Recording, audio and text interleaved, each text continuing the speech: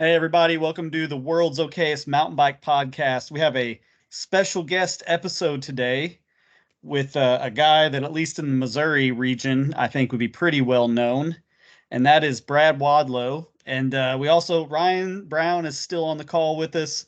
Unfortunately, Kyle was not able to join this week, which is a real shame because he has a heck of a child story.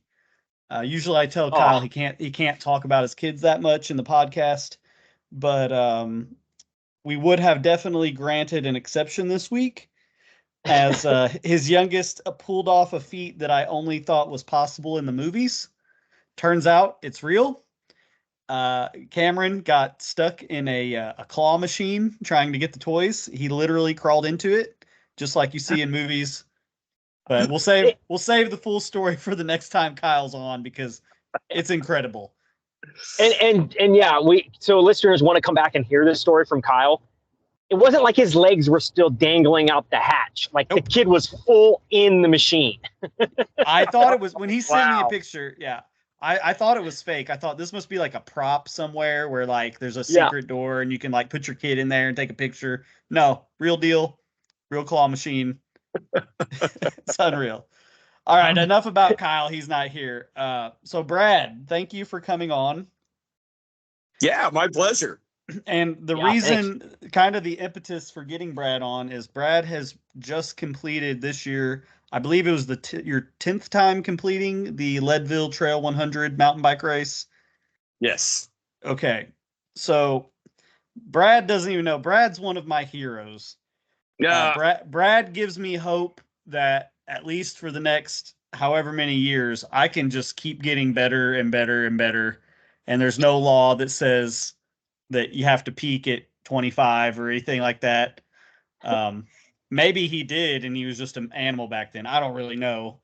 Um, but Brad, don't worry. We're gonna ask you a lot of questions, but I do want to give everyone the story because I remember it vividly. You might not even remember it. I remember meeting you for the first time and how that went.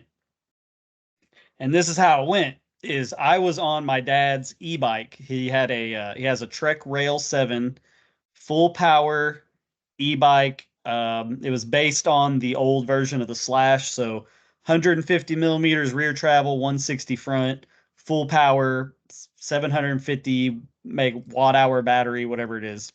I was out on the Berryman Trail because there was a section where there was some rebar sticking straight up out of the ground, like 6 inches from an I old. remember that. I Yeah, remember so, that spot. Yeah. yeah, it was like old water bar might have been there that they had used rebar to hold the logs. Well, the log was long gone, and I ride the Berryman that section. I used to ride it both ways a lot because I didn't have time to do a whole loop. I do a lot of out and back, and I thought, man, if somebody falls right here coming in this turn downhill, like it could be really bad. So I went out there one day with the e-bike, took a mini sledge and a backpack, and hammered those rebars loose and pulled them out to get rid of them.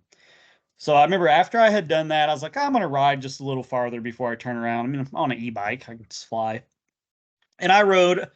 Was probably ended up being about 3.5 miles from Berryman Campground on the east side, and there's kind of a flat hilltop, and it's where a lot of times you'll see tents there, people camping, kind of a clearing. And I was talking to some people camping, and this guy on this specialized epic hardtail comes riding by and just wave, hey, you know. So after he went by, I took off, and I'm on an e-bike. So eventually, and I was riding pretty hard. Eventually, I caught up, and it was Brad because I didn't know him then. And I remember you saying, "Hey, if you want to go by, go ahead and go by." And I was like, "Nah, just stay, just go. I'm good. No hurry."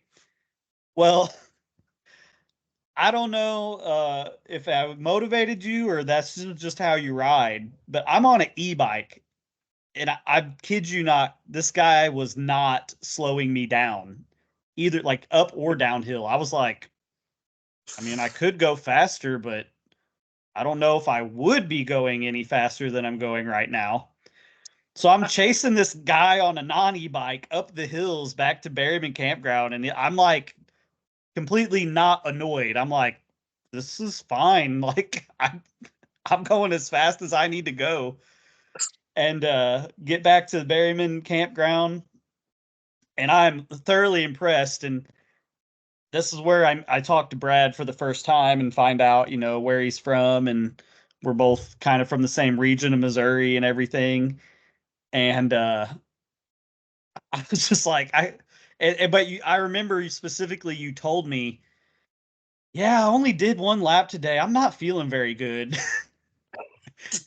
And as he's finishing the lap, he's pulling me up the hills, and I'm on an e-bike. So uh, there's the context for the first time we ever met. I remember that, Klint, very well. Yeah, I remember I was finishing up that lap, and you come up behind me, and I always try to push pretty hard at the very end of that lap there, because I ride Berryman quite a bit, and I was like, man, I can't shake this guy. and on an e-bike. I was pushing a little more, and I was like, man, this guy's on it. I kept going. So you pushed me pretty hard there. That was fun. I remember that. Yeah, I really wasn't trying to. I mean, I'm on an e-bike, so I was like, I was intrigued, because I'm like, I expected, just based on the bike you were on, I expected because there's a few downhills in that section that are some of the longer ones for Berryman. Yeah. And yeah. I kind of expected this, like, yeah, I'm going to be riding the brakes, following this guy, it's on a hardtail cross-country bike. But even down the hills, like, you were getting along pretty good. So I was thoroughly impressed. And ever since then, I've seen you out there several more times. What the listeners maybe need to understand from my perspective is where we live. I live in Potosi, Missouri. Brad, you don't have to say what town you live in or used to live in. That's your prerogative. But in our region, there aren't that many mountain bike riders. There's just No. It's not. We don't live in St. Louis, and so when you meet somebody who rides that's kind of from the area, especially if they ride Berryman or somewhere that's like kind of our local area, it's exciting because so many times you'll be out there, and I mean, even sometimes on weekends, you are truly alone a lot of times. Yeah, most of the time. Yeah, absolutely. It's rare you even see a St. Louis mountain biker, down there, much less somebody who lives down there. Yeah. Even last Saturday, I thought for sure there's going to be some riders. I'm going to see them. Maybe there were that parked at Brazil Creek, but I know for sure I actually drove past Berryman to the Floyd Tower Road intersection and got on the trail where it crosses Floyd Tower Road, because I know it's exactly halfway to Beecher Spring if you do the whole loop. It's about like 13 and a half miles from there to Beecher Spring, and then another 13 back. So I knew if I was going to refill water that I'd be right at the halfway point. And literally the only people out there were two guys hiking, and I caught them right before Beecher Spring. So that was on a nice Saturday too. Was that last Saturday? You said? Yeah. Is the trail in good shape? No, not at all. It's mostly it's pretty overgrown. Put your bug spray on. The ticks are not terrible right now.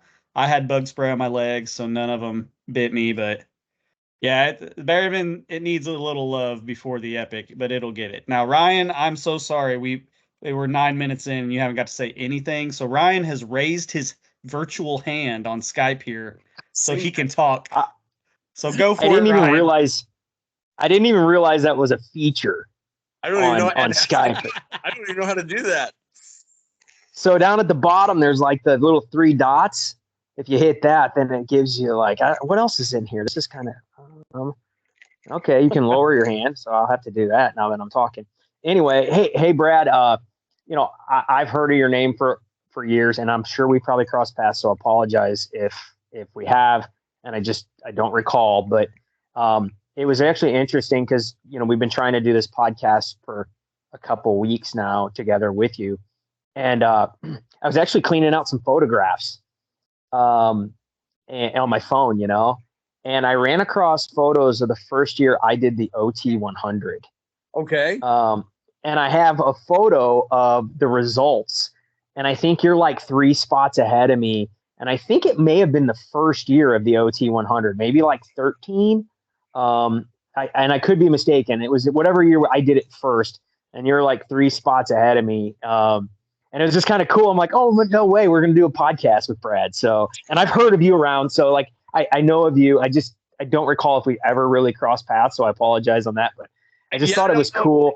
I can't recall. Maybe not, I'm sure we did at that race. That was that was some race, wasn't it? There's a lot of dude. And I want to get into that with you, kind of that. And obviously kudos and congrats on 10 Leadvilles is crazy. But I kind of want to talk a little bit about that old race and like the nostalgia of that too at some point. But anyway, I just thought that was really cool. Like I was like scrolling those photos. I'll have to send them to you after the call. It was just kind of cool, the results and whatnot. I think I was like 16 hours or something on the bike. It was just wow, gnarly. That was some race. Yeah. Okay. Yeah. So real quick, I mean, we're gonna definitely get into Leadville here. This is gonna be an episode where I definitely put the timestamps in the description, just so if people want to skip to the Leadville meet, they can. But Brad is actually joining us. He literally just got done recording a different podcast today with someone else about a different subject. Now, as I understand it, and I've watched there's a video on YouTube. If you search his name, you'll probably find it. But Brad used to be. It looks to me like more like into the weightlifting side of fitness. But just tell us a little bit about yourself and maybe when was it you got into the mountain biking side of things? However you want to describe that. Yeah, this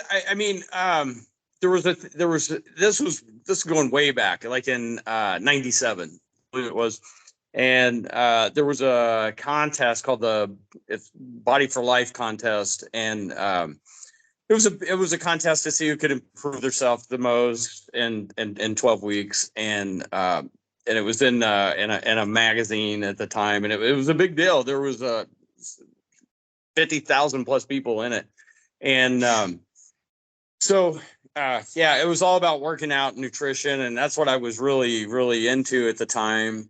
And I ended up being one of the winners of that. And the podcast that I just did, I literally just got off of it 10 minutes ago. And it was 2 of the other guys that were in the top 10. And they want to make that podcast an ongoing thing. But after I did that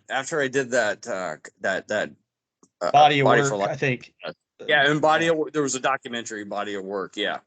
Okay. And after I did that, wasn't a year after that, I bought my first mountain bike and started racing and riding bikes, and I've been hooked on it ever since. I still lift weights too, but not like I once did. Yeah. Yeah. Well, just so I don't want this to be undersold, because I actually watched an interview you did on that Body of Work contest. Brad went from essentially being like looking like me at a similar age. How old were you when you did that? Gosh, how old was I? 26, 25, 26? Were you 25? Were you that young? I thought you were in your 30s. I might have been 28. I might have been 28, okay. 27. Okay. Yeah. Okay. So a little bit out of shape looking, but in 12 by week 12, you look like somebody who's going to compete in like a swim trunk competition. Like it's unbelievable. And I'm not going to make that's that podcast. People can watch if they want, but I did see your nutrition. It was just a lot of chicken breast and vegetables and lifting weights. I mean, the transformation. I sat there and I looked at it, I thought, wow, if I would just commit myself, I could do that. And then I walked through the donut section at Walmart and it was over. But it is crazy what's possible. What's possible is actually more than I would ever have imagined in that Brad, amount of time. I don't know how much you've listened to our pod, but if you have, I mean, Clinton is like probably this top shareholder of Little Debbie and Hostess, so. And we talk about nutritions on these long rides, right? Or like these races. And Clinton's like, yeah, I'm just bringing some Little Debbie snack cakes. It's not true. It's not true at all. It is true. Not this year. Not this year. Not this year. I purchased some fancy stuff this year.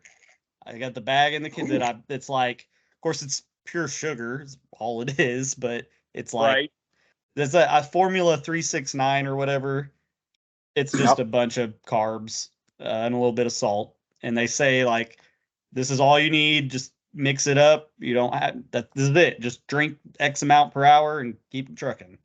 Yeah, I switched. I used Scratch Nutrition for years, and I switched this year, and it was a good switch. I started using those Never Second. You ever tried those gels?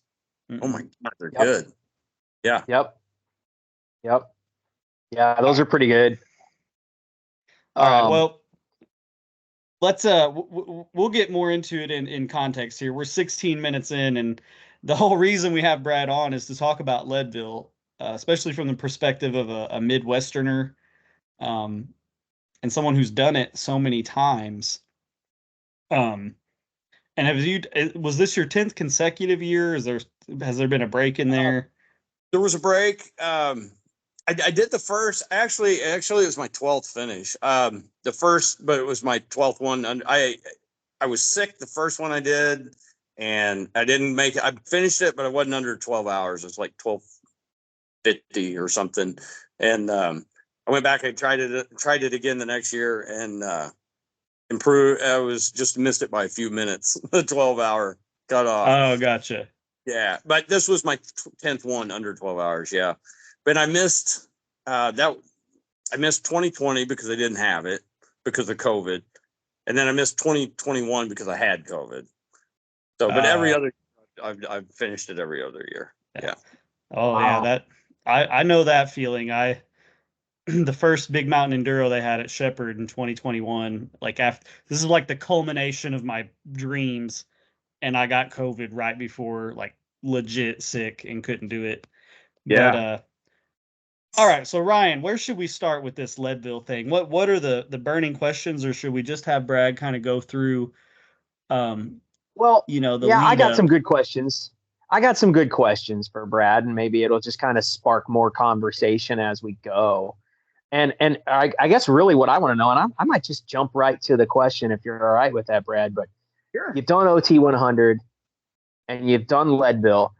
And no disrespect to Leadville. That is a gnarly race. 100 miles, the altitude is gnarly.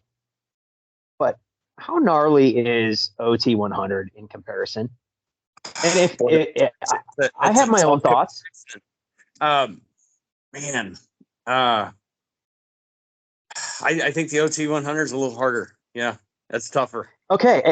And with Leadville is breathe, Yeah. And again, I'm not saying like I've not done Leadville. I actually did qualify once, but personal things in my life that year I couldn't go.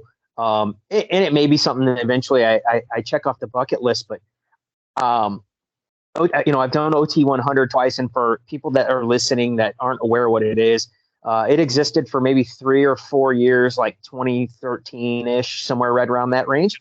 And it uses part of the Berryman Trail. It starts down south of Council Bluff Lake. They basically shuttle you on a bus from Bass Campground 100 miles away and drop you off in the middle of the woods. Yeah, as soon as the sun comes up, they sing the national anthem and off you go, right? And you do 100 miles of basically backwoods Missouri single track. There's a couple gravel sections, but honestly, nothing like even like there is in the BT Epic. There's not near as much gravel in 100 miles as there is in the 52 miles of BT Epic. There was and it's just it was at I think the only gravel section in the OT 100 was at Barton Fen, right before you hop onto Middle Fork, where you go from, is it Carcagney to Middle Fork, I think. Yep. And it's something like that. It's it's not even a mile of gravel. Yeah. That's never ending single. that's a brutal race. Brutal. Yeah, but to me, Brad, and again, I'm trying not to be disrespectful of Leadville, but I think that race was so hard is the reason it doesn't exist. Like I think as the years went on, the registrations got lower. It's like it's a lot of work to put that on for Jim who put that on, and I just think like if that race were to somehow come back and you could tout that as like the ultimate 100-mile mountain bike race in North America, to me personally, and I have a personal affinity to it because I've done it and completed it. To me, that's it. Like. Yeah. And Leadville's great, but I don't know. I'm glad you said that. Yeah, I mean, Leadville rolls pretty good, right? Like, I mean, you can roll pretty good on Leadville, and I promise you, your time is going to be longer on the OT 100. There's just no question about it. Yeah. Yeah, that's just, and it never, the OT 100 just never lets up. Think about it. It's, I mean, you climb and you descend, you climb and you descend. There's no flat part in it. There must be, it seems like over 100 climbs in it, I'm sure. And yeah, easy. If you want a very similar experience, I mean, the One-Eyed Dog 100, instead of using Middle Fork in those southern sections, they use the full loop around Council Bluff, but it's a lap around, start at Council Bluff, go all the way up, do a lap around Berryman, come back and finish with a lap around Council Bluff Lake. That is literally 100% single track. There is no gravel at all. Right. On that one. And that's coming up here in a couple weeks. That's a tough one too. Even the One-Eyed Dog 50 is a hard race. Definitely harder than the BTS. Yeah. Really? Well, that makes up my mind because I thought about doing it, but I am not ready. So I'm going to do the 24, which is just 2 laps around Council Bluff, which is much easier, much easier. Dog is no joke, man. Yeah, I'm not ready. I'm not ready for that quite yet. It's just for lots of reasons this year. But Brad, let's get into. So, I mean, I know your training. I've seen a lot of your Strava 98, 99 mile rides. Now they're mostly on pavement from what I can tell, where you live and everything. But I don't even know we need to get into the training too much. Ryan, if you want to ask, specific questions, you can. But because I think, a race that's as big and hard as Leadville, I think the assumption is big mile rides at least once a week, if not twice. Yeah. I don't know that there's a whole lot to think about in that regard. Are you preparing, Brad, and you're a fit dude, and actually I just looked back at that photograph and you finished way ahead of me. So I apologize on that. I think you were like 13 hours that first year and I was like 16 hours, but we were on like the same page. They had the poster boards of the results anyway. Be cool. I'll share that with you. It was super cool.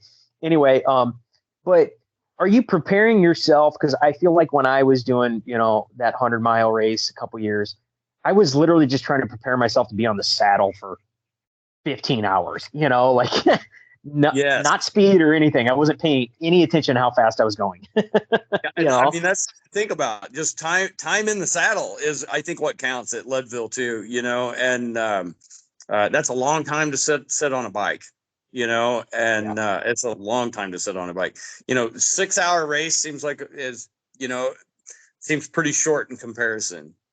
Yeah. So it sure does.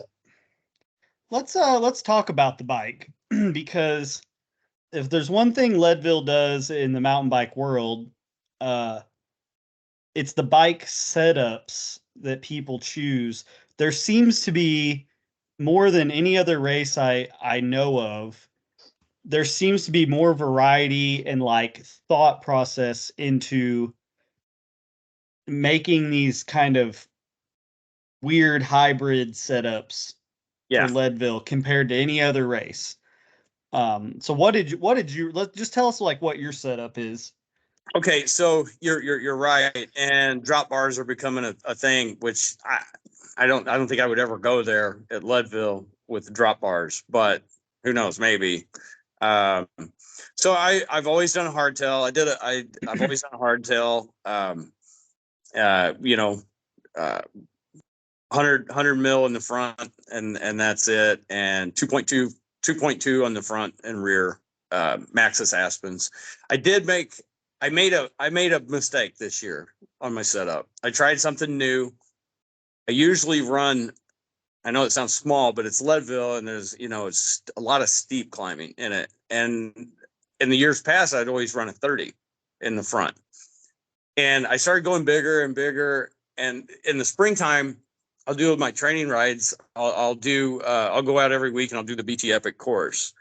And I had my 30 on there and went to a 32, then went to a 34. And I'm like, well, if I can do the Three Sisters without, you know, without getting in the big one in the back, then I'm sure I could do Leadville with that. And so I went to a 36. I'm like, okay, I got up the Three Sisters on it, and not even, and the one, you know, next to the lowest on the cassette. So I was like, okay, I'll go with a 36 at Leadville. And boy, that was too big. That was a mistake. Oh wow.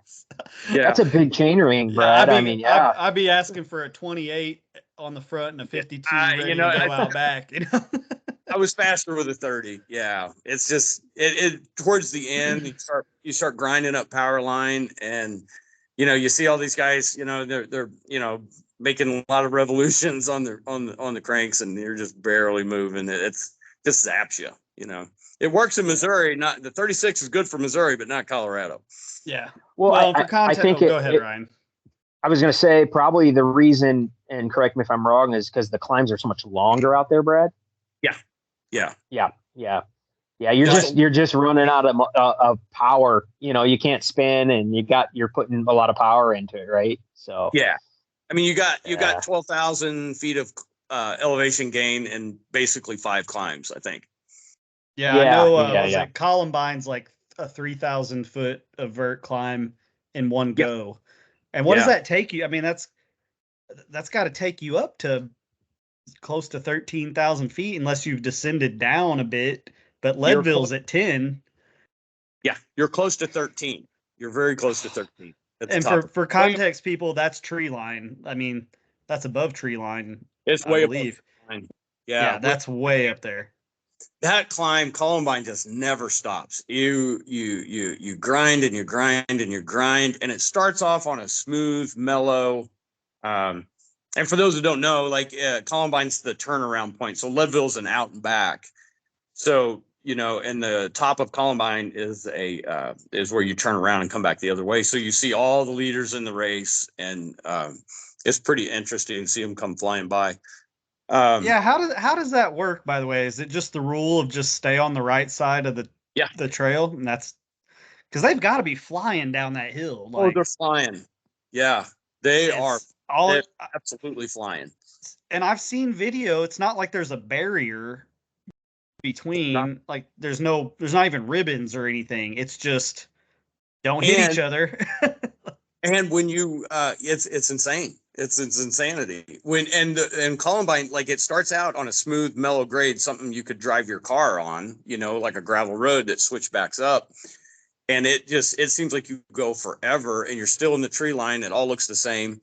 And then all of a sudden you pop out of the tree line, and the road gets rougher, and where it's just big cobbles that you can't hardly pedal across, you know, when you're fresh, much less at that point in the race. So it sounds like you need to train at Shepherd Mountain on Coolio's climb to get used to Columbine's rocks. Absolutely. Yeah. And I do. I did in the year before last. Yeah. As I say, there's some sections of that are probably very similar. Columbine gets really rough at the top, and then you see the pros and everybody they just come flying by, and like you can feel the wind coming off. I mean, they're literally 6 inches from you. Wow. See, that's the part of this race where I'm just like, I cannot believe they don't just at least like take some cones and some streamers and just kind of make a middle line. There is a place. So they don't. And even if you're, if you're mid pack in Leadville, when you're coming down, it's still like, it just seems like never ending bikes beside you. And you got to really watch out for them. And surprisingly, there's never any accidents, but you're up above the tree line, pedaling hard, your heart rate's maxed out, you're not thinking clearly. Right. Yeah, And really. it's surprising there's not more accidents. That part is shocking. So, Brad, you say like back to the bikes, I think there were 5 or 6 guys in like the top 10 or 15 that had drop bars. Now, I mean, I've looked at your bike setup and we've joked about this before, but I mean, is your bike set up with a 110 mil stem or whatever craziness you've got sticking out over the front? Is that really any worse than some drop bars on a shorter stem? No, I would think so. I don't know. It doesn't appear though. You see Keegan Swinson come flying by at 40 miles an hour on that stuff with drop bars. I don't know how he does it, but yeah, I mean, it seems worse to me. Like it would be drop bars, but I don't know. I watched a guy on a full rigid gravel bike. I don't know if he finished. I'm sure he did. I know I never saw him on the side of the trail. One year at the BT Epic off the start, just come blowing by me on the gravel road and disappeared and never saw him again. And he was on a straight up gravel He beat bike. you. Yeah, like He beat you, Kyle Clinton. He beat you. I'm sure as long as he finished, I'm sure he beat me by an hour and a half. I have no doubt about that. I just didn't Brad, know. I do want to ask, kind of like, and this is me being naive. I haven't been to the race, but I've seen like video and pictures and stuff. And yes, the climbs are long, and the downhills are long. But I it's not just this race. Like I have other races that like I criticize. Like I'm a hardcore mountain bike guy, right? Like the gnarlier the terrain, I love it. I rode Swope in Kansas City this weekend, and it's gnarly, and there's no way they'd ever put a race on it because nobody would show up. And I just love that. And that's why I like BT Epic, because the terrain's gnarly. And so, like, again, I haven't been to Leadville, but I question, like, I'm not saying they should not call it a mountain bike race, but you start seeing these guys running these drop bars and these hybrid road bikes and stuff. And to me, it's like, okay, well, how much mountain bike is it? I make a word there, but elaborate, on my naiveness on that, and just help me understand it. Because to me, the difficulty is the elevation, not so much the terrain making it a mountain bike race. Okay, and if I'm wrong, I'm wrong, and I'm willing to admit it. A lot of those top drop bar bikes are I wouldn't call them hybrid road bikes. I'd call them hybrid mountain bikes, because a lot of the drop bar, believe it or not, are full suspension drop bars. And Leadville's a unique race. Like where it's a mountain bike race, it's a mountain bike race. Like coming down power line is no joke. Like you want to be on it. That's where you really miss a full blown enduro bike. That's what I mean. Every year coming down power line, it's just like, it's more than my hardtail wants. It's you're on the brakes and it's just jarring you to death. I mean, it's really rough. Powerline's rough. So but it doesn't last very long, right? It's only a couple miles, and then coming down the top part of Columbine is definitely pretty gnarly stuff. And coming down Sugarloaf at mile 85 or wherever that's at is really hard and rough. And part of St. Kevin's coming down is rough. But so you've got that.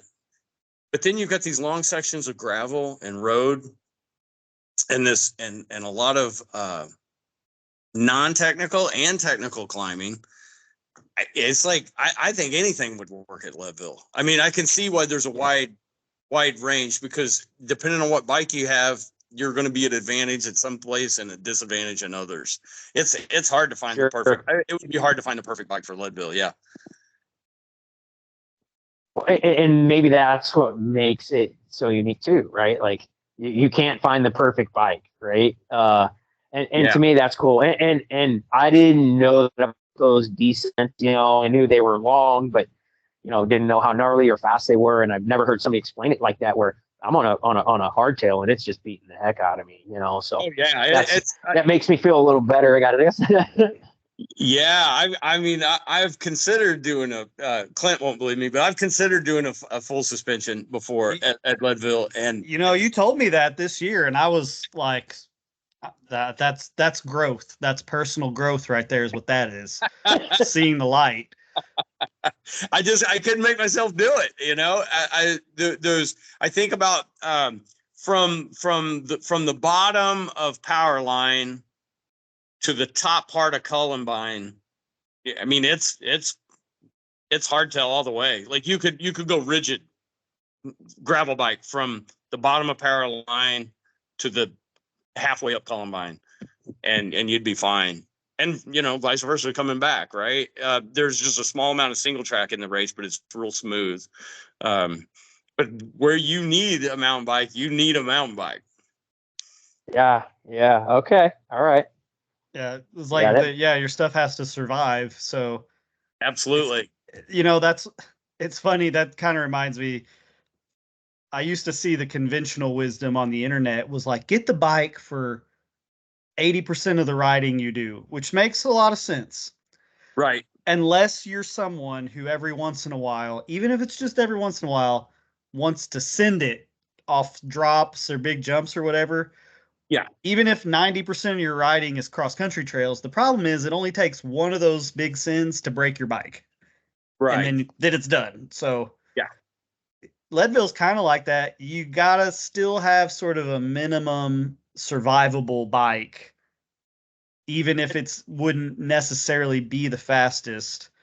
Like a DNF is slow. So DNF is slow, absolutely. And what I think about, and everybody's probably different. I mean, there's everybody's got their own thing. But to me personally, weight's a big thing at Leadville, and not just weight of your bike, but body weight.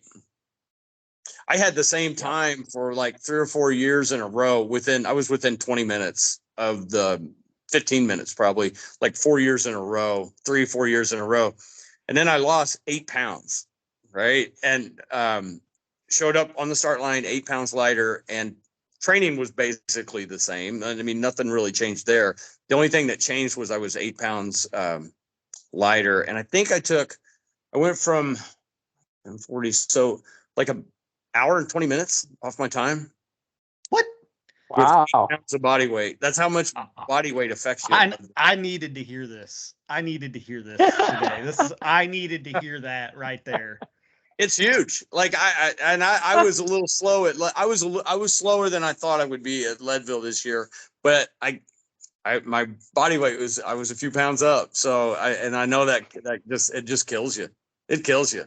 Now, dang. Now, Brad, are you a fan of any kind of like betting amongst your friends or anything like that ever? Ryan, we've only done that one time, and it did not work out for you. I lost. Yes, but since last year, you've refrained from betting with me. Yeah, because I can't make the same bets. I know I'm a smart bettor. I'm not going to bet on something I know I'm going to lose at. It's just not fair, Brad. I lost the first year, and I was willing to re-engage in a bet for year 2, and he would not re-engage with me, and I didn't get a chance to make my money back. Come on, Klint. Hey, what? Look, I knew the amount of training he was gonna do, and I knew how much I was gonna do leading up to year 2. And why would I just pay him money that I knew I wasn't gonna be able to recoup? Like, there was no hope. There was no hope whatsoever. So. Brad, you were like what 10-20 something this year? Yeah, 10-25, I believe. Yeah. Awesome. So you got a whole, like, you could make a belt buckle and you could have just buckles all the way around your waist. I've got this point. Yeah, I've got 10, and then when you get 10 of, sorry about that thing ringing. When you get 10 buckles, they give you a 1,000-mile buckle. So, and it's ginormous. It's a great big buckle. So yeah. Oh, dude, that's cool. So, Well- speaking of the big buckle, have you ever got the big buckle? Was it? It's like 9 hours, right? So that's so hard to get, guys. Like Dude, yeah. I've been within 20 minutes of it, and Wow. I think if I mean, I try for it every year. I'm going to try for it again next year. You know, Sure. the year before last, I was 9:23. Yeah. Wow. Yeah. I mean, that's a lot to me. Like, and I know, like I'm good friends with Caleb Hunter, and he's like, I want one so bad, and I'm just like, dude, that's insane to go that fast. Like, if you can do that, holy smokes. So, like, 9 hours is hard to do. I mean, it's just, I don't know. It's just everything put together, that elevation. I mean, all the stars have to align to get, 9 hours. Yeah. I mean, a lot of Sounds people like do yeah, for sure. I mean, you beat Lance Armstrong this year, so I don't know how that happened. I mean, but I'm going with it, right? Like, hey, you also beat a guy. I forget his name. He's, I think it was Roberto or something. But my half family has a cabin out in Leadville that they rent, and they rented it to this guy, and he was out there. I believe he got out there sometime in May, very beginning of June at the latest, and he was out there all summer in Leadville training. And I think I told you, I'm pretty sure you beat him by like 12 minutes. So still close. I mean, over 100 miles. was he out there trying to acclimate? Is that what he was doing? Yep. Trying to acclimate and train and just be used to the elevation. But I guess you probably need more. I mean, honestly, you probably need to be truly living there like a local for years to actually build your hemoglobin levels and stuff. I don't know that even a couple months is going to make the difference. Nope, I don't. I think you're right, and I think if you're not that, because I don't know how elevation. I mean, elevation affects everybody a little different. But after I'm there for 3 days, 2 to 3 days, I start feeling really bad. Like I start feeling really tired. I don't sleep good. You get headaches, nosebleeds, and I just so I had a different plan this year that I was trying. I had this plan that I was going to go out and try to get there as late as I possibly could, like as close to the start as I possibly could. So I went. I didn't drive out. I left. Let's see. I left Wednesday night, and I spent the night in Kansas City. Wednesday night, I believe, and then Thursday night, I spent the night in Denver. I was trying to stay out of that elevation as much as I could. So Friday, I didn't make it up to Leadville I didn't go up there until after noon on Friday. So I was only in elevation 17 hours, I think, before the start of the race. And I think that gives you an advantage because, you're still feeling, your body hasn't started adapting to that elevation yet. And I mean, I remember a few years ago, I went out and I climbed Mount Evans on my bike, and I did it the same day I got there, and I didn't even notice the elevation. So, I mean, I think it worked good. I just think my body weight was a little high this year. That's the plan for next year too. I'm going to go out there and just get out there as late as I possibly can. I've heard that theory from a lot of people, Brad, and I've always thought the same. Like, I've gone and spent tons of time in the mountains too, and I think you're right. Like, I don't notice it the first day or so, and then like 24 to 48 hours, you start that fatigue, that headaches for me, and I still feel like I do pretty good compared to other people. Yeah. But, you're going out to race a 100-mile mountain bike race. It's pretty freaking hard. Yeah. And I think there's some story like Hannah Otto did that. Like, I think she was injured or something. You guys may be familiar with the story. I don't know, but she was injured and she didn't get cleared by the doctor or something like that. And she went out very late at the last minute. And then that's the year she won, I think. Yeah. So I think there's something to that. Yeah. And nutrition's a big thing too at Leadville. Like the amount of, Oh yeah. I did 90. I tried to get 90 to 100 grams of carbs in every hour. Yep. That's kind of been my strategy the last year or so, and it definitely has helped. Yeah. So here's a question. I'm about to make this about me. Doing a long ride, especially if I'm not going like as hard as I can for that ride. Let's say a lap around Berryman. It's still going to take me. It's going to take me minimum 3 hours on a normal like training day where I'm just out there going. It's going to take me even longer because if I want to stop and adjust something on my bike, I'm going to stop. Whatever. So, do you think, for me, who I have plenty of weight to lose, right? Would I be better served, even on my training rides, eating a little less, not being able to ride as hard, but using that as an advantage to get in a calorie deficit? I know you have to do it every day. You can't eat whatever you want. That's fine. Or do you think I'd benefit more from trying to fuel like I'm going to on race day during my big rides and my body getting used to that and having more intensity, but not necessarily losing as much weight? Absolutely. Eat for the ride. It would be my advice. Okay. Eat for the ride, eat for the intensity, and then, eat and a couple of days before your hard ride. You want to eat good. You can't just eat good one day before, but that's not enough. Right.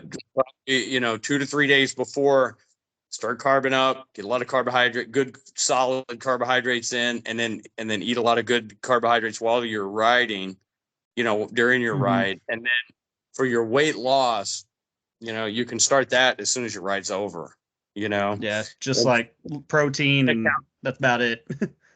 Okay. I know, don't want to be in a calorie deficit before your 2 or 3 days before your ride.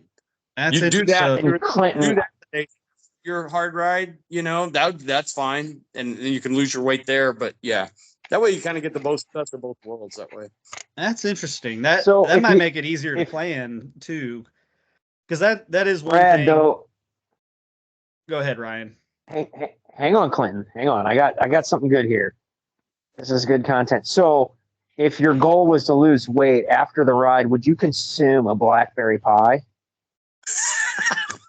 Now, wait a second. Time out. First of all, smart guy, it's blueberry. Get it right. First of all, it's blueberry. Get it right. Second of all, I have not eaten any blueberry pie since this spring. Okay. And I made those as a reward for finishing the epic. And once the epic's over, okay, then it doesn't matter. Now, what you could have said to be more accurate was, would you, after a 26-mile ride, go to the Berryman store and eat your bacon cheeseburger? That would have been fair, because that's what I usually do.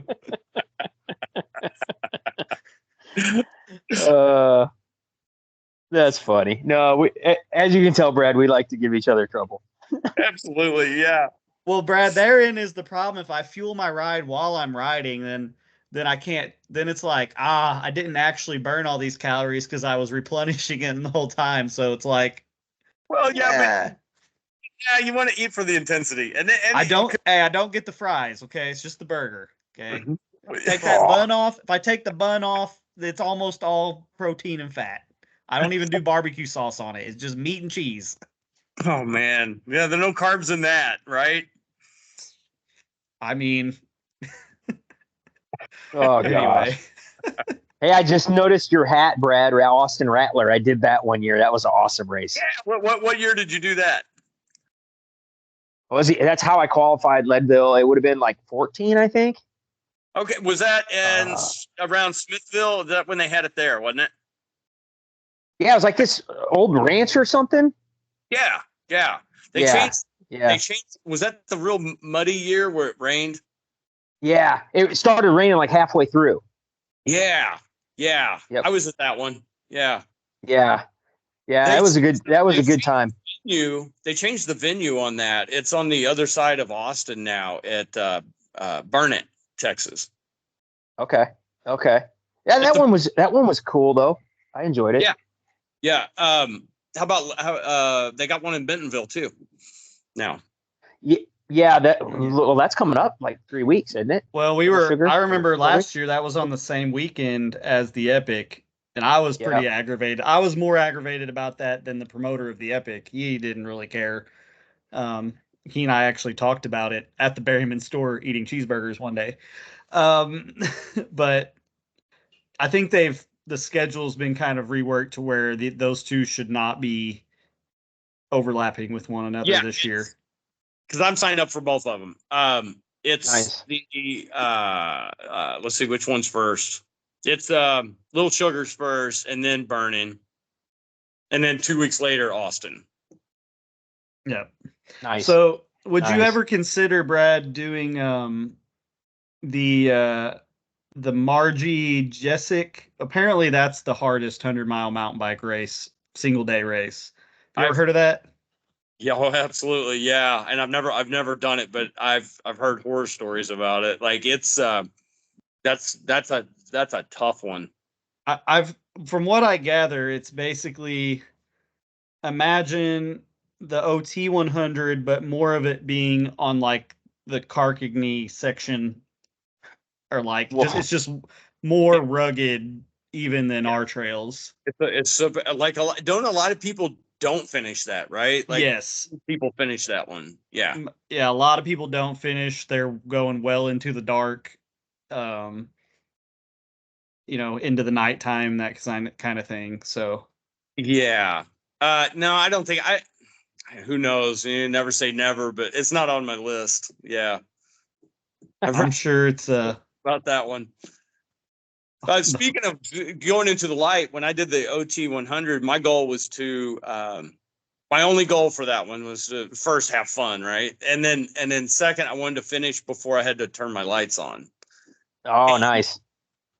Oh my God. You talk about close. Like it ended right at the bottom of the Three Sisters. And then I was halfway down the third sister, and I didn't have no choice. I had to turn them on.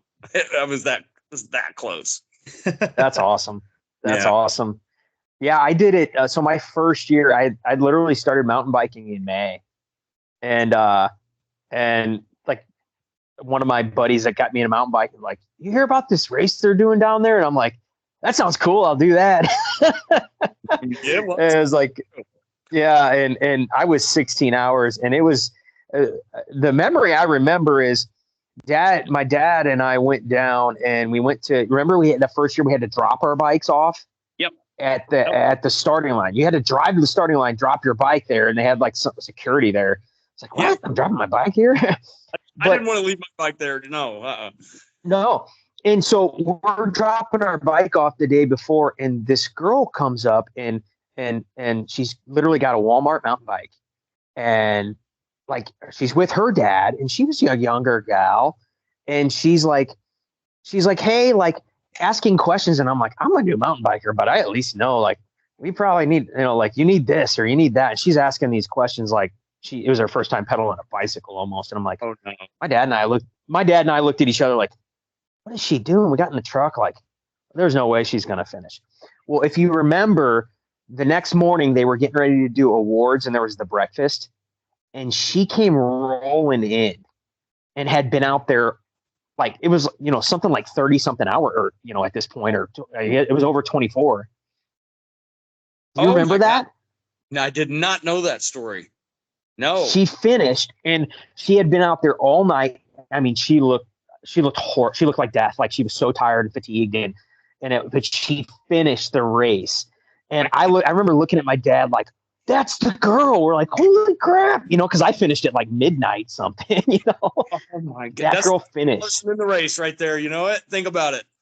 Oh my God. It was incredible, but I just thought that was like, that was cool, yeah, I never got the second year. Next year I did it, and I was a lot more experienced now mountain biking, and you had seen the trail for once, and I was getting close, and actually I was getting close. The sun was coming down, and I was probably somewhere right around the Sisters, and I made a wrong turn, and I went like 4 miles down the trail the wrong way. Oh my God. And it got dark on me, and then I'm like, and I remember my dad, when I finally got to the finish line, he's like, what happened? And I'm like, he was expecting me to be there like an hour and a half earlier. And I'm like, I got lost, Oh man. But have been close to daylight on that, and that was kind of my goal too. Was like racing the sun, right? Yeah. Finish before you got to turn the lights on. I So, wish they would bring that one back. Yep. I would do that one again if they'd bring it back. I've said I'm done with 100s. The 50s are cool with. I like that, but if they brought it back, I probably would do that. Yeah, I would. Probably I would. Yeah. On a full suspension, Klint. Yeah. I was literally about to ask Brad, is there any chance we see you race the full sus pivot this year? I'm going to bring the pivot out at Berryman at the BT Epic. Honestly, that trail, Nice. I moved back to Missouri in 2017 from Texas, and that's when I started riding out at Berryman and stuff a little bit. And I can honestly say, and I know it's not my imagination at this point, and I don't know, because the first 2017, 18, 19, even 2020, it seemed like the same all the time. But something has happened. Maybe it's the logging. And there are sections for sure where the logging roads have diverted water onto the trail that was never there before. But it has gotten significantly rougher all around out there since 2021, 22. In my opinion, I would not want to ride that on a hardtail at this point. Like I was just telling, who was I talking to? I think I was telling Dave Elkin, we were talking yesterday on the phone, that just coming down the hills, they're not technical, but it is chattery. Like you're really not recovering because of the vibration. It's just chatter all the way down. Well, you know what I've noticed about Berryman is after a hard rain, Berryman's rough. Berryman's very chattery after a hard rain, and the more traffic Berryman gets, the better it gets. I mean, the best day to ride Berryman's the day after the BT. That's the best it's going to be all year long. The more bikes on Berryman, the better. That's why if you're slow like me, you get a better trail because you're in the back. So, when I was living in Viburnum, I used to ride it all the time, and I still do. But yeah, like after a rain, that trail is super rough, but then it smooths out. So, tell me this. So you were talking about nutrition, getting ready for these rides, and you said, hey, you really don't want to be in a calorie deficit, 2 or 3 days before a big ride. Yeah. So what's kind of your go-to? Let's say you got a big race on a Saturday. Mm-hmm. Do you really start? When is it you start going in on eating a little more leading up to that? It'd be like Wednesday, Thursday, Wednesday. I'll start picking up, and not a whole lot, right? But more than just normal. to make sure you're not in a deficit for sure. Yep. So what's like your go-to carb? Is it white rice or what? Yeah, you want to top those glycogen stores off as much as you can. White rice. I eat a lot of white rice. Sweet potatoes, baked sweet potatoes, and oatmeal. And always my go-to is the night before the race. I always have a big bowl of pasta. Okay, I gotcha. Kind of cut my protein back a little bit, and those 3 days, not completely, but a little bit, and replace it. You don't want to overeat, right? But you want to. I'll replace some of the protein with a little extra carbs 3 days before. Interesting. Okay, I did not. I didn't think it would matter that many days out. But I'd heard that hinted at on another podcast before about like correct carb loading does not happen the night before. It starts a couple days before, but they didn't elaborate any more than that. So I'm like, well, what do I just get to eat Pop-Tarts like as much as I want before the race, or what? Like what? Pop-Tarts. Yeah, I've tried it, and I tried it on a training ride this year because I was.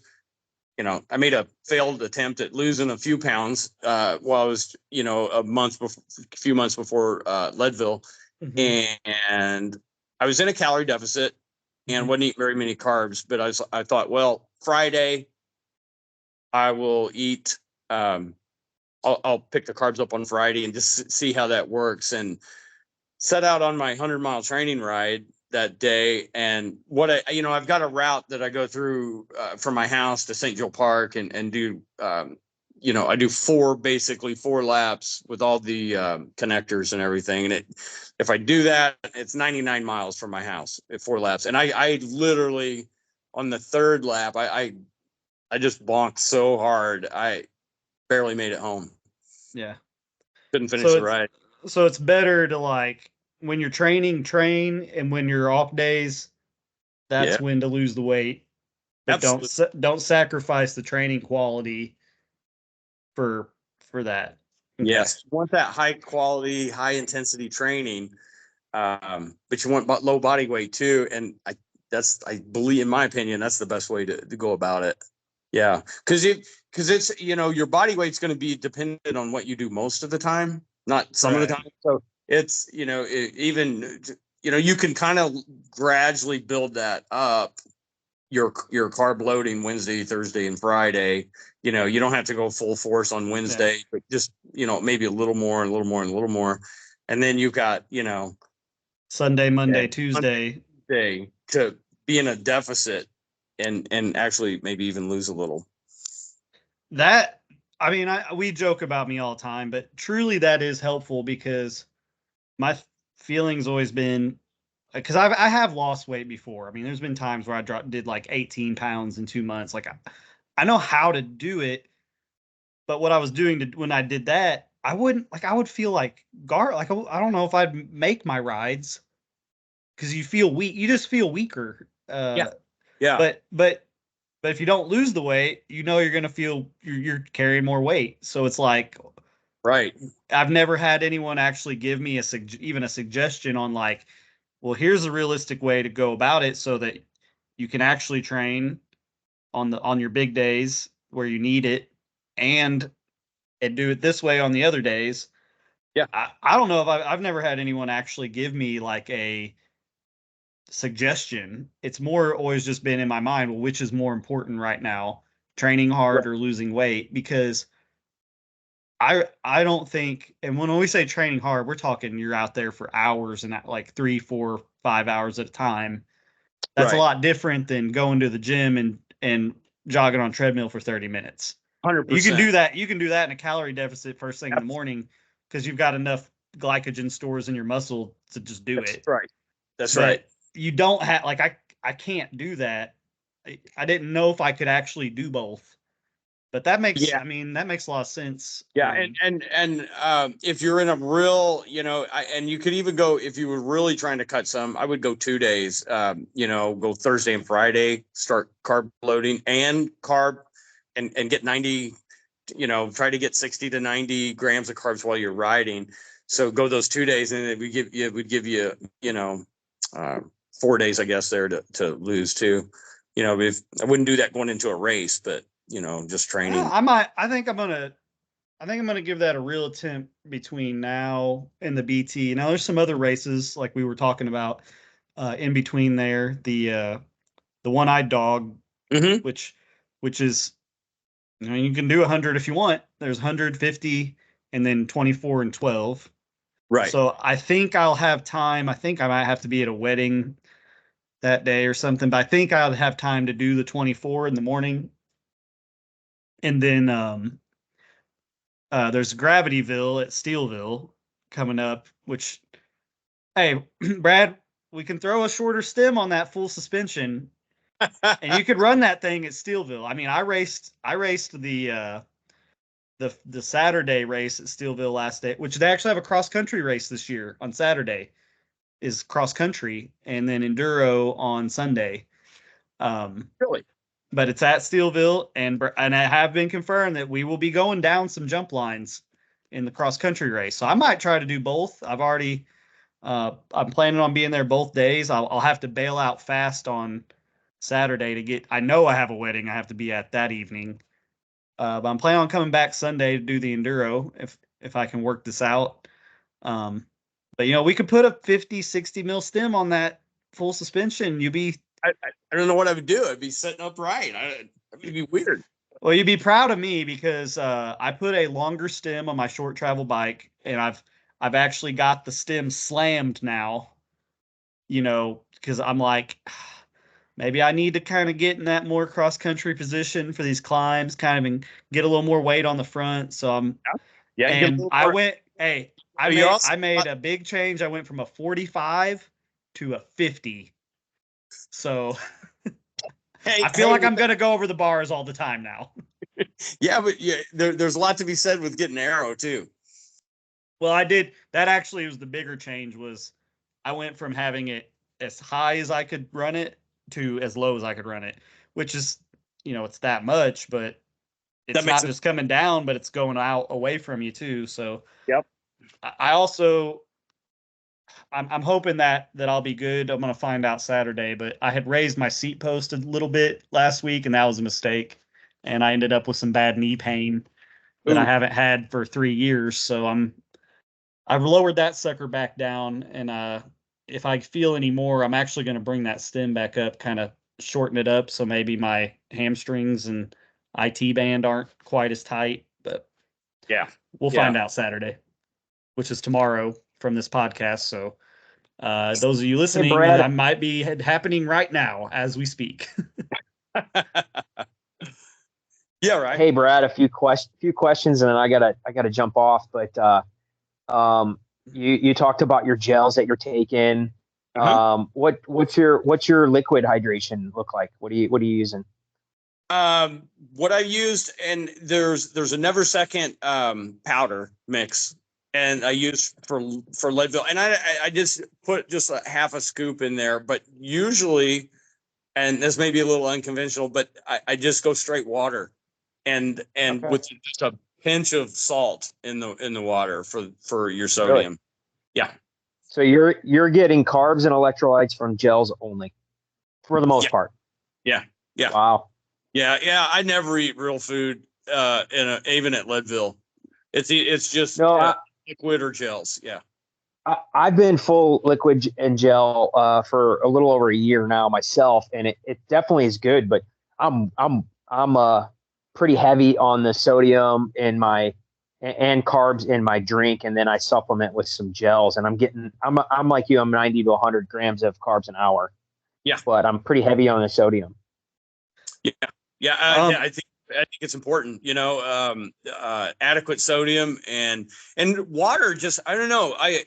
Straight water feels good to me during a race. Like I agree. I get tired of that flavored stuff in the water. I just want pure water, Yeah. I do keep a bottle because I drink, like the long races, I drink out of a hydration pack. And then I always keep a bottle of just straight water, just because you're right. Like it helps wash it down better than especially if you just did a gel and then you go sipping out of your mix. It's like, oh, it's just more of that. But that's it. Yes. Yeah. I can't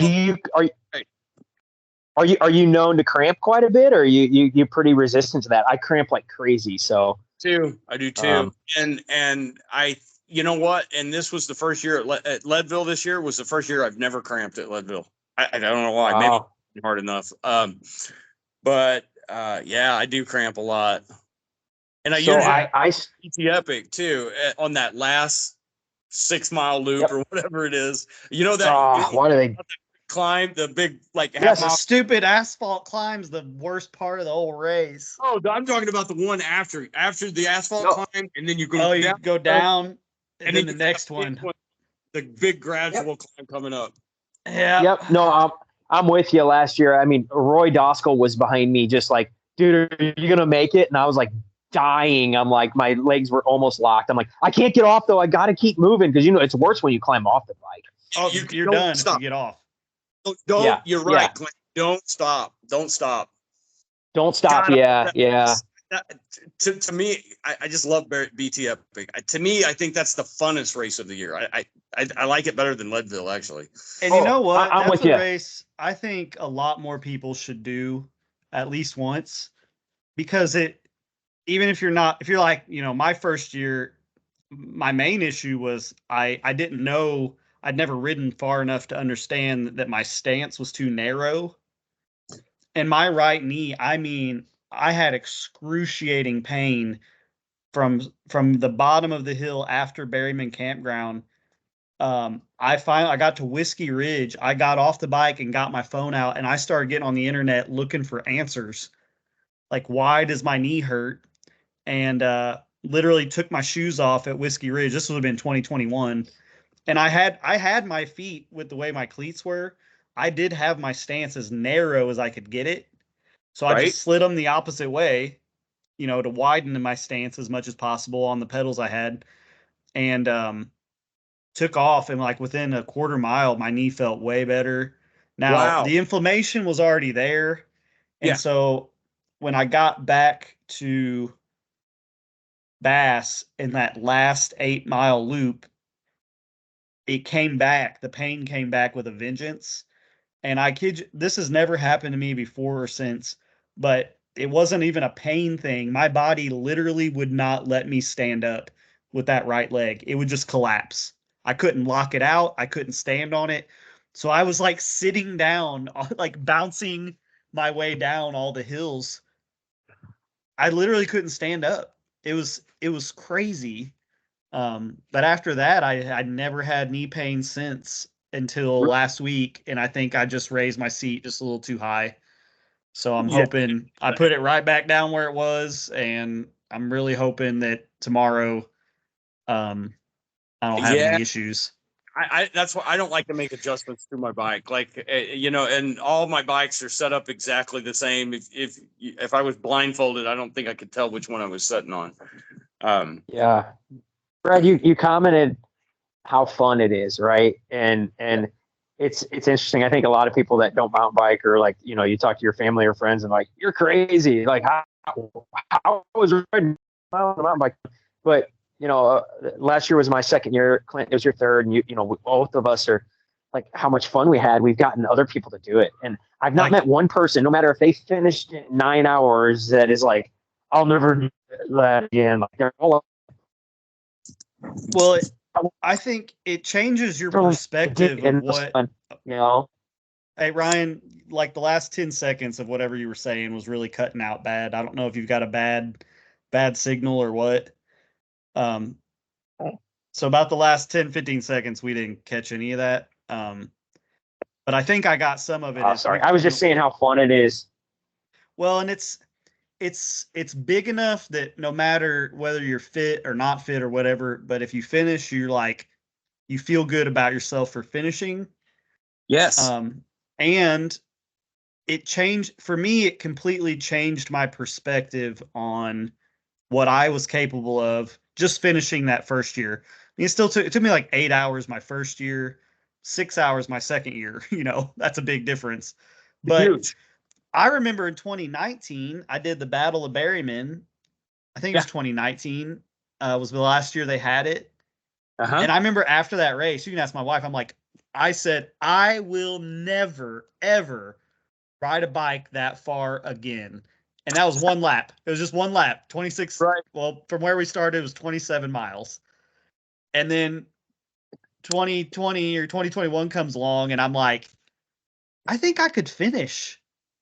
And it will be, and even if, like, no matter what, this is going to be a great story for the podcast. And I just signed up like last minute on a whim and did it. And then after that, it's like, man, it sucks every year when you're in the middle of it and your legs are cramping and just you're just like, please, anything for this race to be over. But and you're asking yourself, why did I do this? I've been Yep. there. but Yes. Yeah, but it's still, for you me, can like, get it done in a day. You're not going to be out there in the dark. Like, it's one of those races that even if you're not great or not that super fit or whatever, it's still accomplishable if you would just keep chugging. That's what we told Kyle Krangle last year, because he didn't think he could do it. We bullied him into it basically for the podcast. But it's like, Kyle, if you just keep plodding along, just keep turning the pedals, you're gonna get there. And while you're doing it, it seems like the worst thing in the world that you could be doing. And I think when you boil it down, what makes it so gratifying is the sense of accomplishment you get from finishing. I think that's what I get out of all this. Yep. I believe. Yeah. Yeah. It's just such a great event. I enjoy I enjoy the process leading up to it, and more so like last year I had 3 new friends do it their first time, and just like Yeah. helping them along, like training up to it. They're like, what do I do? What do I need to do? And I'm excited this year. My dad actually is doing it this year, 67 years old. Oh my And God, I'm pumped. Like, yeah, it's super cool. And I'm pumped. And he's a fitness, like he's incredibly good shape for his age. And I'm pumped. He's been riding with me. Shoot, we started mountain biking at the same time 10 years ago. So it'll be sweet. So I'm looking forward to it. Yeah. Yeah. So anyway, hey, I gotta roll, guys. All right, see you, Ryan, and we'll be done here pretty soon, Brad. I just have a few more questions, but yeah, thanks for coming on, buddy. See you, Ryan. Catch up, Brad. Thanks, guys. Later. Bye. So here's a question. We talked about the days leading up. What is your morning of a race? What do you eat or not eat? I usually have when I wake up in the morning, I'll have a couple fried eggs and olive oil, and a big bowl of oatmeal, and so maybe you actually pasta. And I'll do that 3 hours. I make sure I wake up in time. I do that 3 hours before the race. Okay. And then I'll get like the Never Second, like, I said, I like plain water, right? But I've got the either Scratch or Never Second powder, and I'll put one of those in a water bottle, and I'll sip on it until the start. Okay. And then for the final little bit of nutrition pre-race, right before they shoot the gun off, I'll down a gel, and then time to go. Yeah, you got your first one down. So you do go ahead and get a bit of protein in. I know you need the 3 hours for it to, get into your gut and be digested and all that stuff. Because I was curious about that. That's actually what I have done. I don't know how early I got up last year before the Epic. One of the things, this is always my lame excuse, but it truly makes it harder. I found out back in like 2016 or 17 when I was living in Houston, that I have like an intolerance for eggs. Kind of like people have like a gluten intolerance, which I don't have. I can eat all the bread I want. But eggs, egg whites and egg yolks. And so that's kind of a major bummer because that's one of the easiest, that's one of the healthiest foods imaginable. Like, it really is. I had the same intolerance to it. Like, so how'd you get over it? Probably 3 or 4 years ago. And I quit eating them. And then one day I'm like, I'm gonna try to eat an egg. And I ate an egg and I was fine. And now I eat them all the time. Like, you're kidding me. Keep trying it. Yeah. I think I might go back to it then. I mean, I'll know, believe me. I mean, it won't be a mystery. If I eat a scrambled egg, I'm either going to wake up in the middle of the night or I'm not. So, yeah, right. And that is so interesting. I always try to get the organic, free range eggs, or that they call, and then I'll fry them in a pan with olive oil, and that seems to be pretty good.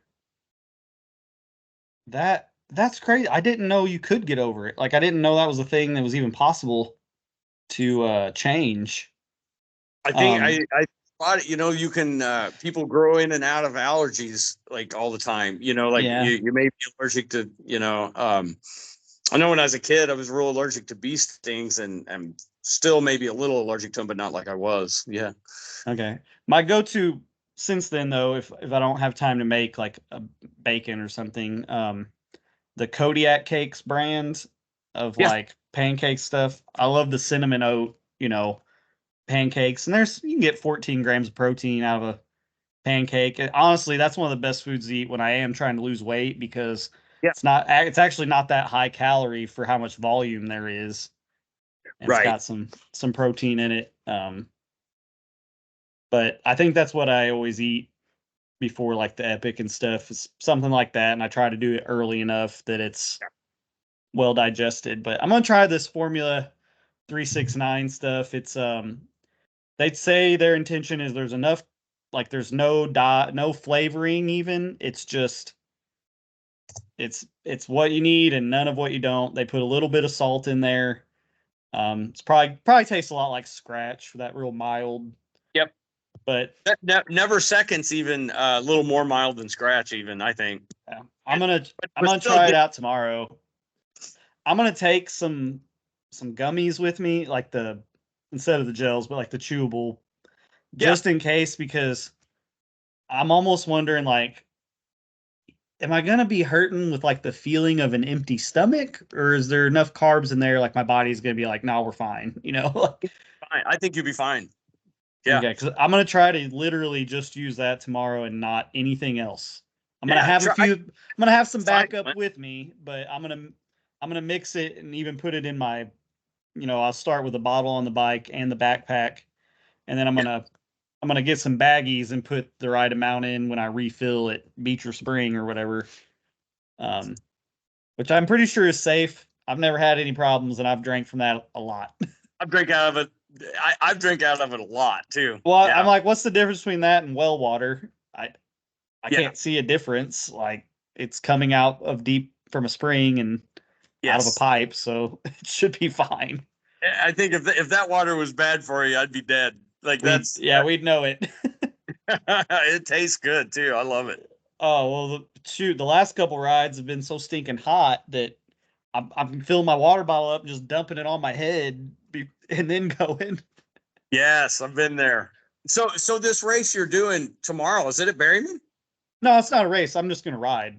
Oh, okay. I'm just test riding out. Okay. All right. And I know Ryan is actually going to be out there. They all the St. Louis people tend to park at Brazil Creek. So they said they're going to take off at 7. So my plan is to get to where the trail crosses Floyd Tower Road, which is 4 miles past that. Get there right about 7:30, and maybe I'll be ahead of them, maybe I won't, but they're going to catch me, and then they can go clear the rest of the spider webs for the rest of the lap. And that's why I don't do Berryman in the summer. Yeah, that's an energy drain right there. Is just the stress. You can't do it, can you? Like and they're big and thick and like. I've gotten used. It hasn't been that bad. There've been years that were worse. I'm sure in the middle of fall it'll be worse, but yeah, it does spike your heart rate. No matter how many times you've done it, there's something deep rooted in our brains that's like, this is wrong. You don't want these spiders around. And I really do think it adds fatigue. It really does. Absolutely. I can't. I can't. I'm just like, I've had enough. I've had so much of that, Klint. I'm like, I quit doing Berryman in the summer. I'm like, you go to St. Joe, you can ride that. That's got plenty of traffic. Yeah, you're always good there. So that's kind of, you don't want to be the first person. If you could just make sure you're not first on the day, you're all right. Absolutely. That's right. Yes. But there have been days at Berryman that were, for some reason, so far the last couple weeks, they haven't been so thick. But I've been out there days with friends or whatever, and or Council Bluff around that lake. I remember years ago, a guy and I went on a ride, and we were just going to do a lap, and we made it halfway, and we finally just said, let's just turn around and go back the way we came, because I can't take it anymore. We're still going to get the 12 miles or whatever, but I cannot deal with these spider webs anymore. It's crazy. It's irritating. I can't do it. I can't do it either. So the equestrians, the horses, they are good for something. Get them out there, clear the spiders. Right. All right. Well, this is longer than even normal. I think we're an hour and 23 minutes in. Is there anything else we didn't ask you about, but something that you think's really neat about Leadville or just racing in general that we didn't even talk about that you want to throw in before we go? I don't know. I don't think so. Just like I don't know. Just Leadville's such a cool race, and if anybody out there has an opportunity to do it, I think they should jump on it. I mean, it's such an addictive race. Like I'm going to be in it until my goal for Leadville is to do it until I can't get 12 hours anymore. and then I'm going to try it a couple more times. And so I'm in it for life, I think. Just till you're gonna die out there someday. No, I shouldn't have said that, but you know what I meant. It's like as long as you can turn a pedal, you're going. That's right. That's right. Well, I'm thank you a lot for coming on here. I think a lot of people are curious about that race. I'm glad that we found out that enough of it is rough and technical enough that still need a mountain bike. Definitely, yeah. I think it will always be a mountain bike race. Yeah, I mean the top guys are on drop bars, but I'm not sure like Keegan Swenson's even human, so I don't know if that counts. Yeah, it's one of the Well, I do know what you mean. I saw I don't know if it was that Dylan something has a YouTube channel. It's Dylan pretty popular. Okay, was he riding that? I think he was riding the Allied BC40 with drop bars, full suspension bike. The one that they actually make down in Rogers, Arkansas. Yeah. I think was his bike with drop bars. And I do have one more. I meant to talk about this with Ryan when he was on here. I'd like to get your thoughts on it. Now, I have a theory. This is about tires. I love tire talk. I like it too much, probably more than is helpful. But with Berryman, I know you'll know this. So many sections now because of the rain and I think water being diverted from the logging roads. You'll get into like an inch of like it's almost like pea gravel, creek gravel in sections. It's soft. Yes. And those are the sections that are the absolute energy suck. Yeah. And then I look at guys like Dylan Johnson. He has a whole video for gravel racing, but he's running mountain bike tires on his gravel bike that are wider, and he's tested, and he thinks they seem to be faster. And but what's he weigh? 150 tops. Yeah. He's a little guy. I met him 2 years ago. Sun wasn't even up yet, and this guy come over and he was like, "Hey, can I borrow you got a small Allen wrench?" His valve stem was clogged up with sealant. I was like, "What is it? You're Dylan Johnson?" It's like, yeah. So here's my theory. So I just ordered my BT Epic tires that I'm going to throw on my bike because right now I've got like the compound is pretty fast rolling, but they're like enduro casing tires. Okay. That I just threw on my bike because I just didn't want to deal with flats and I didn't want to buy tires. And I was just like, I have these, I'm going to use them. They still roll pretty fast, but they're just heavier. And I'm like, I'll train on these until it's closer to race day and then I'll swap them. But so I ordered tires and I'm not, we had a baby this year and with illness and some other things, I just had not been able to ride. Even when I had time, I just couldn't. So I'm getting Vittoria Agaro tires, which are still going to roll just as fast as my tires from last year. But I ordered the 2.6s. And if I figure this, if World Cup level cross country racers are running 2.4s and they weigh the women, gosh, they probably weigh 60, 70 pounds less than me or more. And they're running 2.4s. My theory is that this seems very obvious is that sinking is slow. No one really ever talks about the effect of sinking down into the surface. But where it really hit me was I was riding with my sister one day. She probably weighs 130 maybe. But she rides an old Trek, not old, but a Trek Roscoe that's 27.5 plus tires, so like 2.8. Now, if we're on pavement, climbing a hill, I'm gone. But if there's a field between my house and my parents, and usually there's like a path cut from a lawnmower, and it's uphill. And when we ride through that grass, I cannot keep up with her because those wide tires and her lightweight, she's just floating over the grass and her resistance so much less. I'm thinking, well, I should probably be running like 2.6, just anywhere that it's loose or soft. I'm not going to be digging down into that. You're more floaty on the top.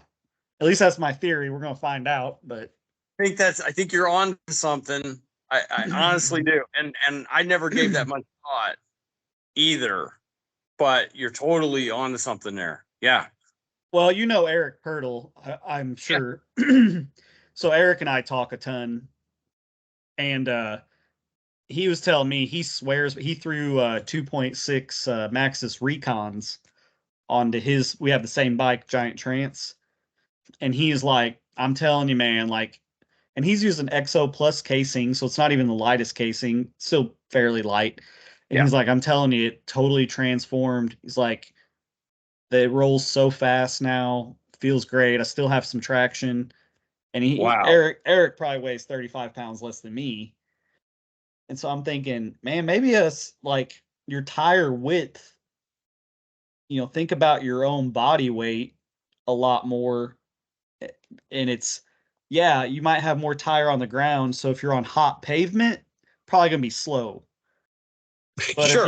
if you're in a half inch or an inch of, small gravelly rock, you're gonna be fast That's right.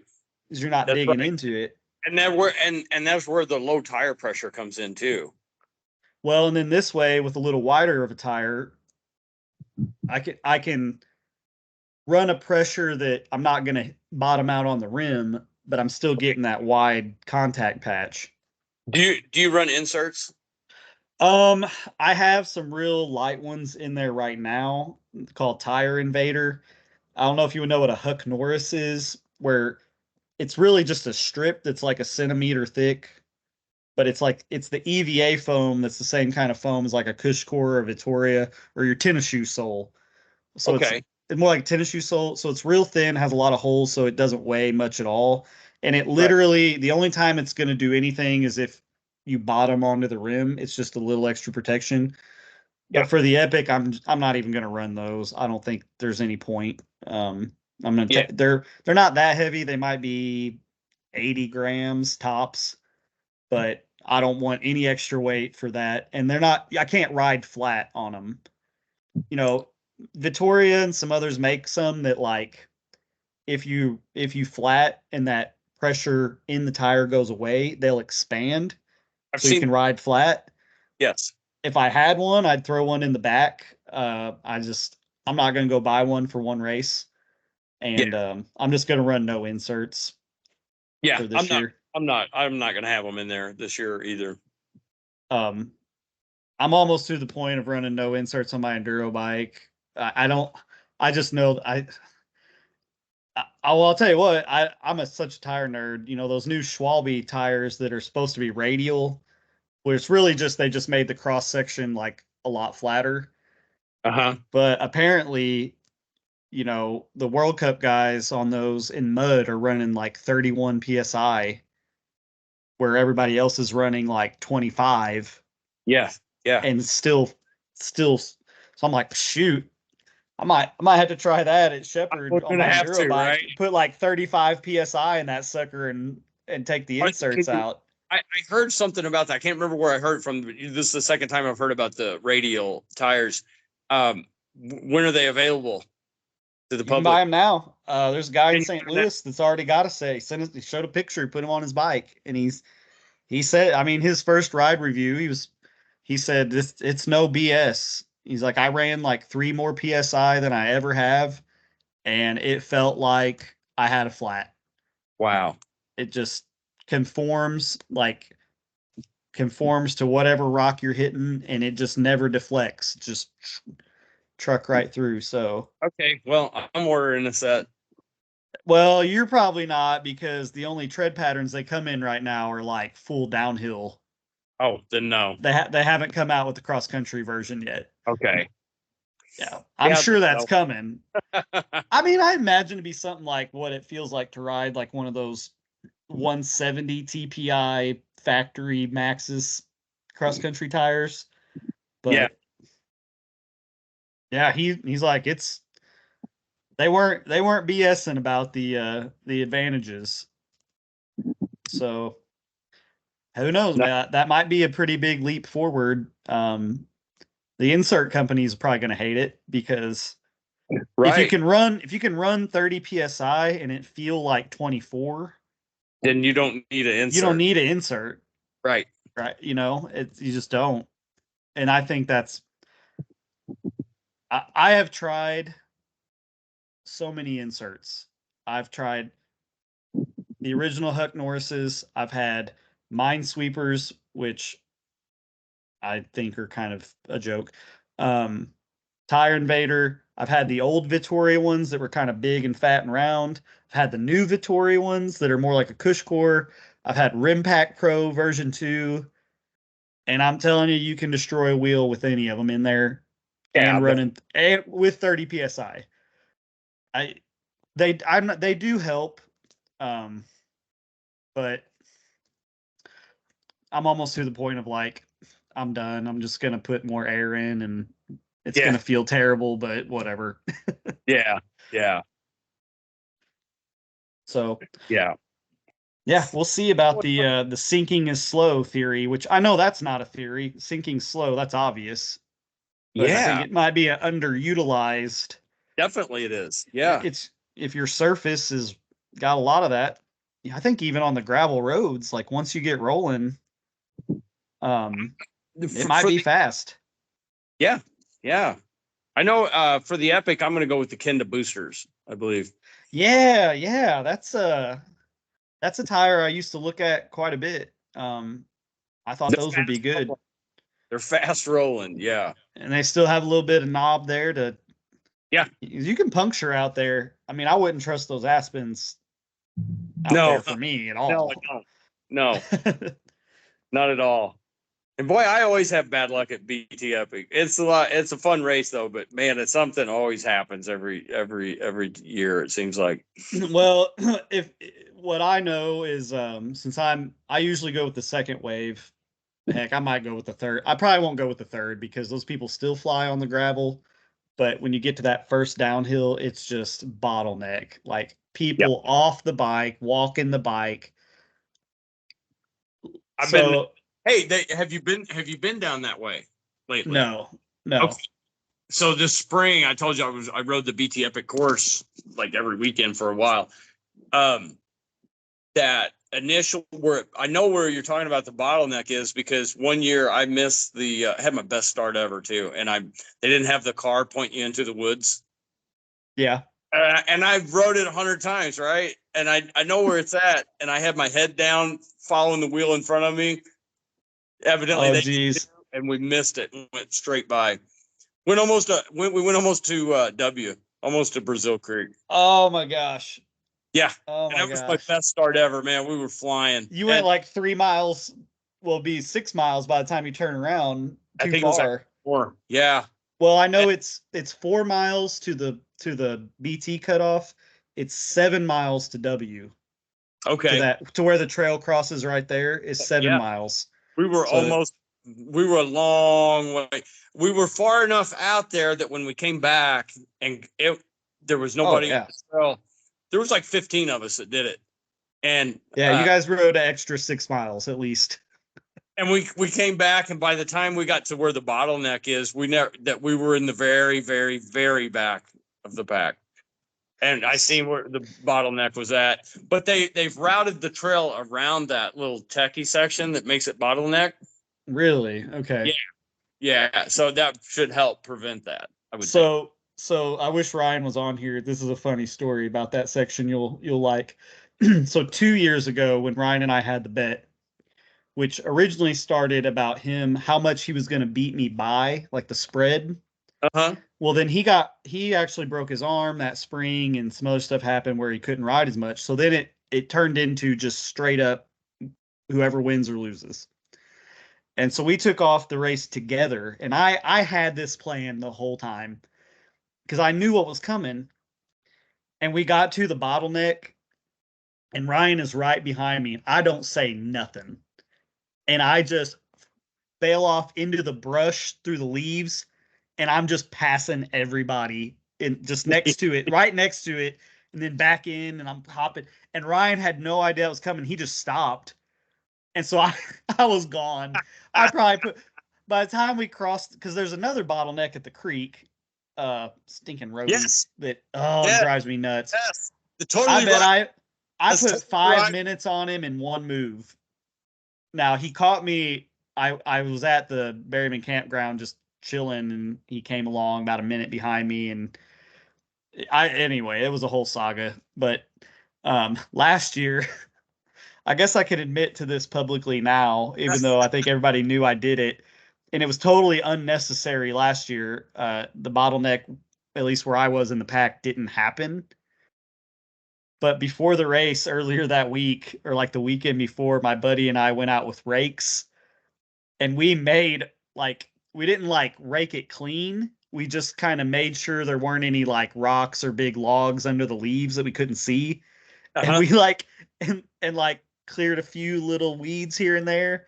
And we had a route around it down to the bottom that we knew like was clean. Like it was still covered in leaves, but we knew we're not going to hit something and flip over the bars or whatever. So in case the bottleneck was there, we could just take it and go around, which we took it in the race. It was totally pointless. I think I actually lost a position. And there was no bottleneck. Yeah, serves me right. It wasn't any better. But I swear every year at the bottom of that hill, there's in that valley, there are like 5 or 6 people fixing tires every year. And it's like, guys, I understand it's a race and you want to be as light as you can, but at least on your back tire, you got to put something with some meat on it. Yeah. Yeah. At Berryman, you do. Yes. And it's not getting any better. Right. Right. It is not getting any better. And it's not that it's technical, but it doesn't matter. If a rock is sharp, it's sharp. It's all there is to it. Yeah. Yeah. I have flatted in that race. I don't even know how many times. And not even on lightweight tires, Oh yeah, you can poke a hole in about anything. Last year I was riding with another buddy. It was his first year, but he wouldn't say he is now. He actually tore his Achilles back in like January or February. But incredible natural just athlete. Has been since we were kids. He ran the 800 at Mizzou as like a freshman, like D1 level runner. But anyway, I was determined I had to beat him at least.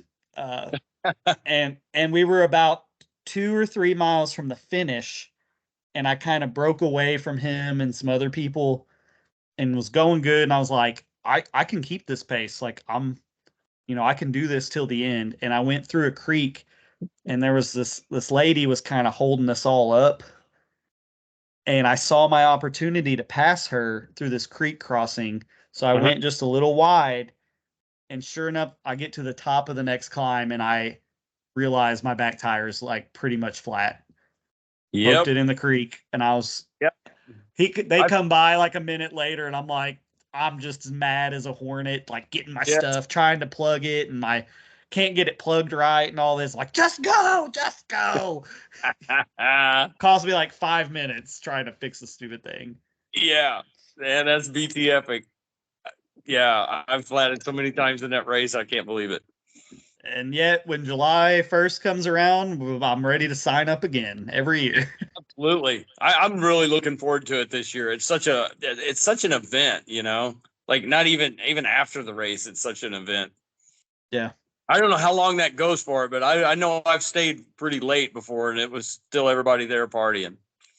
Yeah. I know it goes a while. Usually I feel like I always have something, some obligation I have to get to, just with family and stuff. Because we live close enough. It's not like going to Arkansas for a race where it's like, well, I'm gone for the weekend. It's more like I'm gone until 3 or 4 in the afternoon, and then I can come back if I need to. So yeah, exactly.